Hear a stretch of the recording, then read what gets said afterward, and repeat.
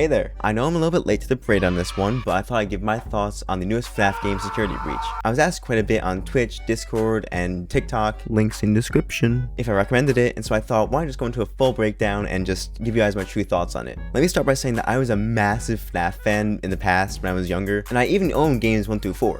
I just stopped playing around when Sister Location came out, so I'm a bit out of the loop, but I'm still going to give my thoughts nonetheless. I was excited to play this game, and I wasn't too disappointed.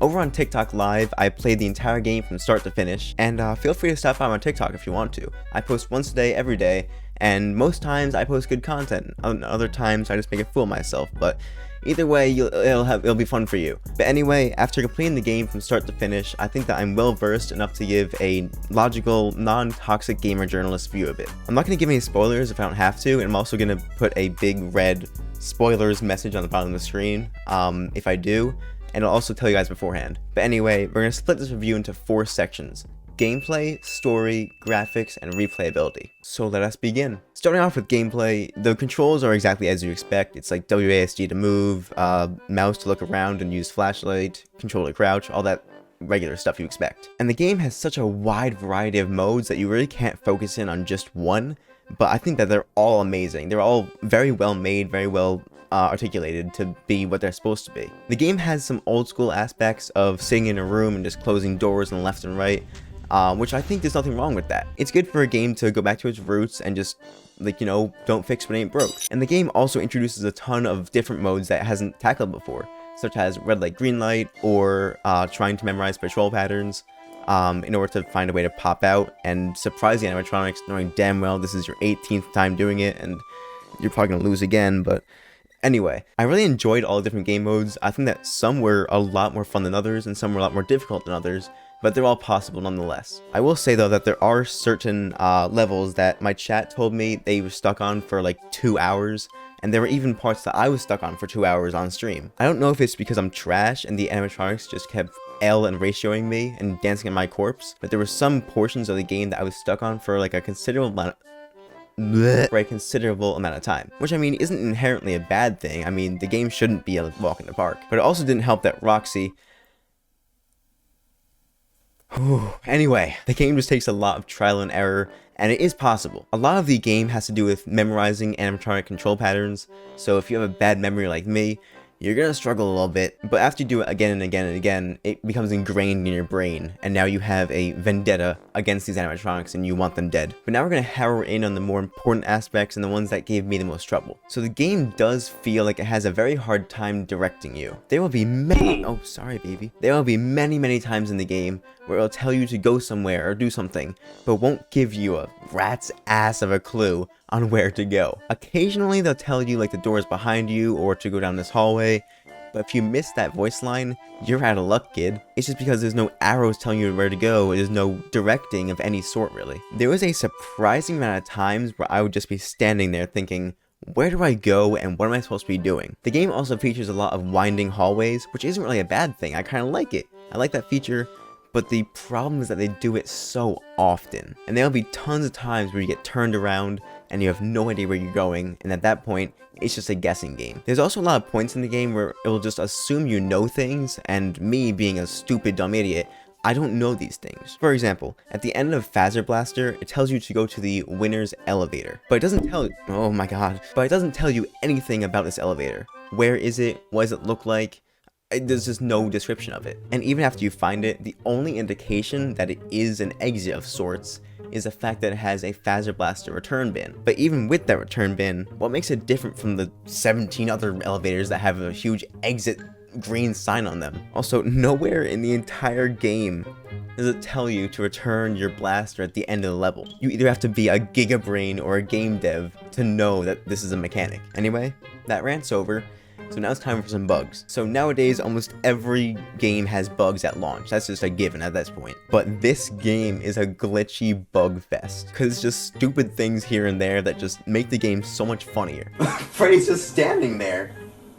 Freddy! Oh, boop. Uh-oh. Uh-oh. Chica, watch out. Freddy, what are you doing? There would be so many times where I'm on the cameras looking for patrol patterns in a certain animatronic, and this animatronic would just disappear out of thin air. Or there would also be some times where an animatronic would just get stuck on a piece of furniture and wouldn't be able to move for the entire rest of the level. That is genuinely the only reason that I beat the Sundrop Moondrop level. Security alert! Security alert! Because I got Moondrop stuck on the building blocks and he just couldn't move. And so I was like, okay, I'm just gonna go about my day and then do my thing, and you do you, boo-boo. There's also so many moments where the animatronic will just go T-pose in Super Saiyan mode and start no-clipping all around the map. And this is one of the few bugs I hope the game doesn't fix, because this was hilarious to look at. Oh, he's big. Oh, whoa, Monty. Do I see that? Monty's just clipping through the map right now. And there's just one more major bug, and this bug has to do with summoning Freddy. I think you know exactly what I'm talking about here. So in the game, when you summon Freddy, he will full-on sprint to exactly where you were when you summoned him. Meaning, he doesn't care where you are right now. So if you're on the move, he's just gonna run right past you. He'll turn a blind eye and run right past you to go where you were. And this makes for some incredibly hilarious content, but is also so stressful in the moment. Not like this, please. Give me in, Freddy! Freddy, you bitch! Freddy! So overall, the game modes in the game are amazing. They're tremendous. I love what they tried to do. But the bugs and the assumptions that they think you know, these kind of take away from the immersion, take away from the fun of the game. Except for the few bugs that I actually enjoy that I want to stay. And now we move our way into the story. So before we get into the story segment, keep in mind that I am not up to date with the story, and I haven't played since game 4, and so there are many aspects that I just will not understand, so I'm not as up to date as other people would be. So with the story, unless you watch theories on it, the game is about as comprehensive as rocket science, because even after beating the game, I still have trouble comprehending what happened. It was so different from the other games in not only a gameplay aspect, but also a story aspect, and it tries to do so much, and it's like a curveball on crack. It just throws you into the game with no explanation on who you are or how you got there. As you progress in the game, you learn more and more about your character and about the other characters, but even then, there's just so many plot holes and so many flaws in the story that it just doesn't really make sense. Also, it really feels like each hour of the night was written by a different person. There's almost no transition between the hours, and the new problems just keep arising and piling up each hour. I just feel like the game devs tried to do so much in so little time, and just made the game into an inconsistent, confusing mesh. For example, there's voices that you can hear in the trailers that just are never appearing in the game. There's not a single voice line of this in the game. You will do as I say.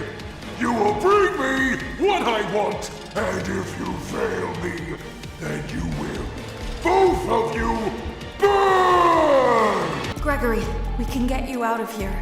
You and me together. And I mean, like, what happened to that voice line, that character? Did the person get cancelled on Twitter and is now being held up in Scott Cawthon's basement? Also, some parts of the lore are told in the goofiest ways possible. I'll give a super vague example here. After you win Phaser Blaster, if you crawl through a vent in the prize room, the line that Freddy says afterwards is one of the funniest lines in the game, because he words it in the weirdest way possible. He makes it sound like he just made an incredible discovery, and that this is a breakthrough in biotech science, when in reality, someone without object permanence could make this connection. I'll play the clip here if you want to listen to it, so if you don't want to listen to it, skip ahead like 10 seconds. I think her name is Vanny? Vanny.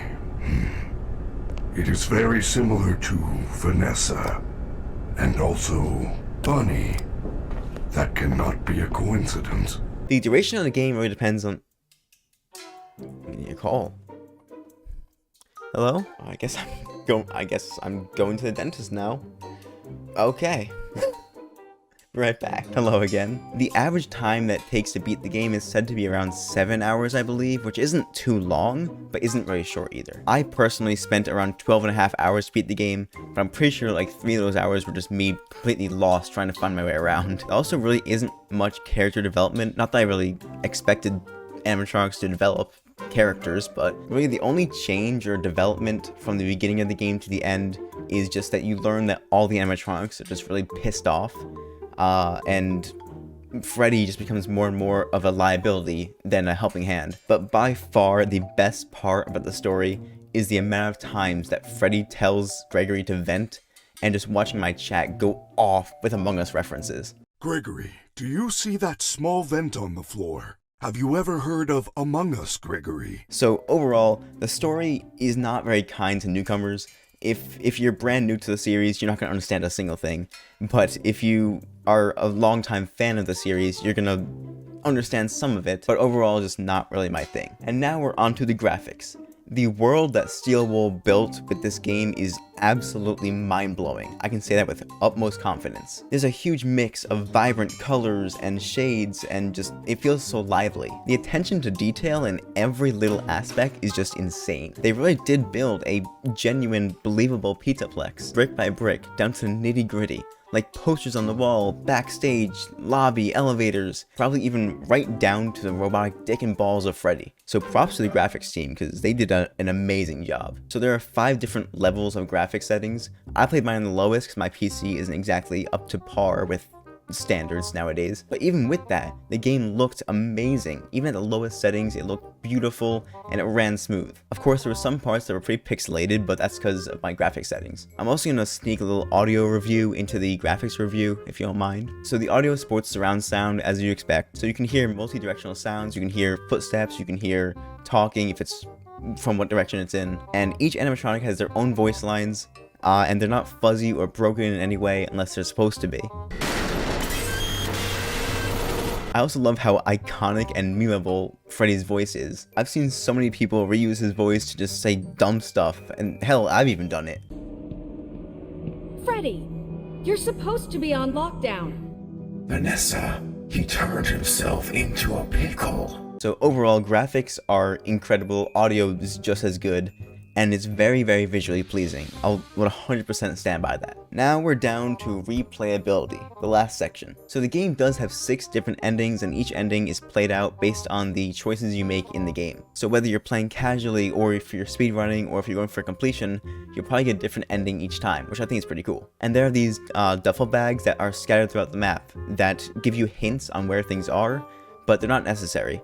So if you're going for completion, they'd be nice to have, but if you're speedrunning, you just gotta know where things are. I personally picked up like 25% of them, because I'm trying to secure the bag, but not that bag. So overall, if you play with a different strategy each time, you'll probably get a different ending. So for replayability, I'd say you can probably play it like 2 or 3 times before it gets old, which is better than I can say for most games. So I'm going to be scoring each section individually, then combining their scores to get the final score for the game. So for the gameplay, I'm giving it a 5 out of 10, because it had amazing game modes. I love the game modes, but it was super buggy and just really not easy to navigate. I know I'll probably get some flack on this one, but for the story, I'm giving it a 3 out of 10, just because it made no sense to me, and I'm like a newcomer, I guess. So it's really not very friendly to newcomers. It's really catered towards the already established fan base, and doesn't really have open arms for any newcomers. I'm giving the graphics and audio a 9 out of 10. It is a beautiful world with incredible audio, even at the lowest settings. And for replayability, I'm giving it a 7 out of 10, because you can play it a few times before it gets boring, and you can get a different ending each time, which is pretty cool. So our score comes out to 24 points out of 40, which is equal to 60%. So the game is a 6 out of 10 for me. I want to emphasize that this is my personal score, and I am by no means a game journalist or a reviewer of any sorts. So this number really means nothing, it's just my personal opinion. But I liked the game, I thought it was pretty good. I'd play it again, I just want to wait for more patches to come out first. Because right now it's just too buggy and just too incohesive for anyone to just play without being drawn away from the immersion. So whether you're a fan of the series or you just want to play this game just to play it, I'd say it's a pretty good game, but I would wait to get it on a sale because I just don't think it's really worth $40 as of right now. So I really hope that you guys got something out of this review, and if you did, please consider subscribing and jamming your thumb into that thumbs up button, and make sure you get your thumbprint on there so I can frame you for murder, and leave me a comment on what you thought of the game, because I want to know what you guys think too. Also, let me know if you guys enjoyed this. I know it was really different from my normal type of video, but just let me know what you thought of it. So that's all.